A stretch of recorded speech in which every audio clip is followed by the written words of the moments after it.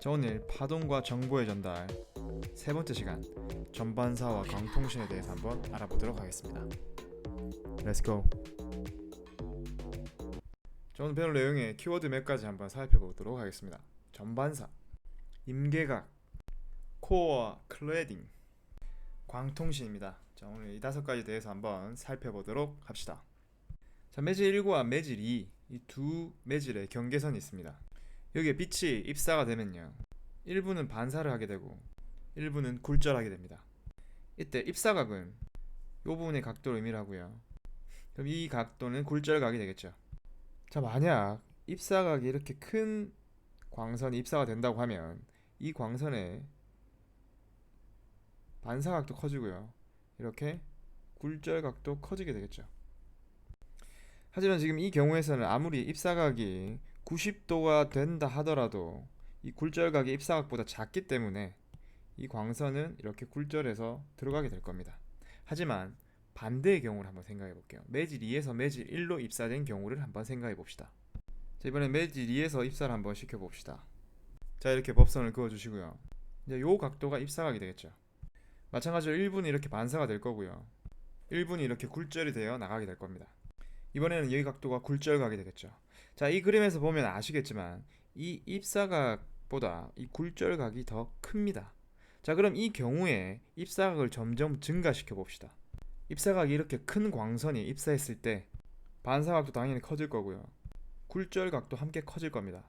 자, 그럼 이 경우에는 이 입사각이 어느 정도 커지다 보면 이 굴절각은 입사각보다 더 크기 때문에 굴절각이 90도가 되는 지점이 나타납니다.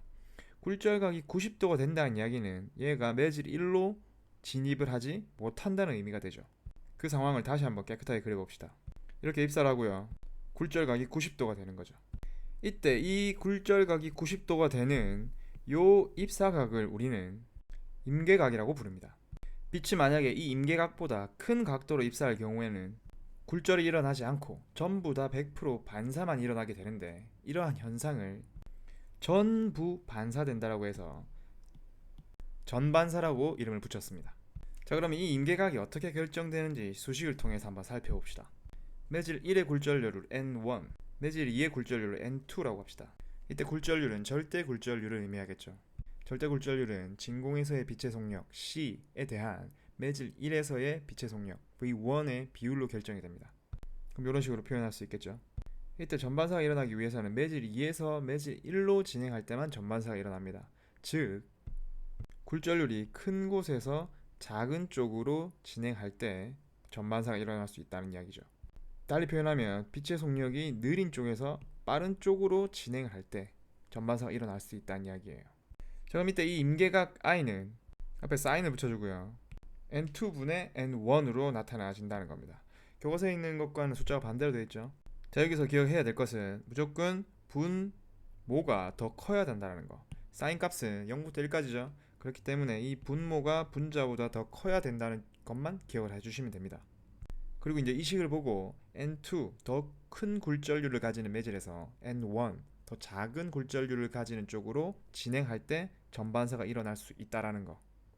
자, 그럼 예시를 하나 들어보도록 하겠습니다. 자, 여기는 직각 프리즘입니다. 이 프리즘의 굴절률은 약 1.5 정도 되고요, 보통의 공기는 약 1 정도 된다고 생각하시면 됩니다. 그러면 이 식에 한번 대입을 해볼까요? 자, 먼저 분모의 굴절률이 큰 물질, 즉 프리즘의 굴절률이 들어가야겠죠.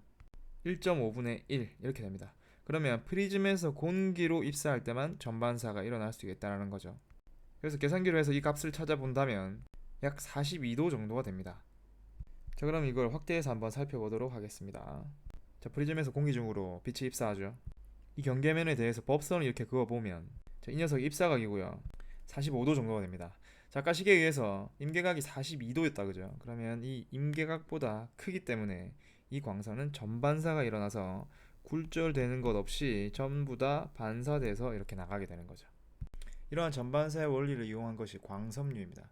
광섬유는 우리가 집에서 쓰는 인터넷, 광랜, 빛광을 쓰죠. 빛을 통해서 정보를 전달하는 건데, 여기서 광섬유가 활용이 되는 겁니다.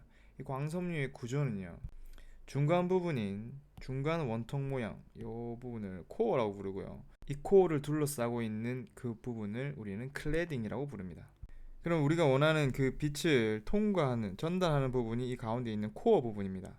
그럼 이 코어에서 이 클래딩으로 빛이 입사되었을 때 이 녀석이 굴절되어서 튀어나가는 게 아니라 전부 다 이렇게 전반사가 일어나서 전달이 되는 거죠.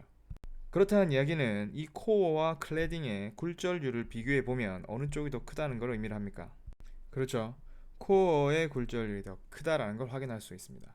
굴절률이 큰 쪽에서 작은 쪽으로 갈 때 전반사가 일어날 수 있다라는 거. 손실 없이 빛을 멀리 전달할 수가 있기 때문에 빛을 이용한 광통신에도 쓰이고요. 우리 학교에도 있는 레이저 가공기입니다. 이렇게 빛을 우리가 원하는 지점까지 전달할 때도 활용을 하기도 하죠. 자, 오늘 수업은 여기까지 하도록 하겠습니다. 수고했습니다.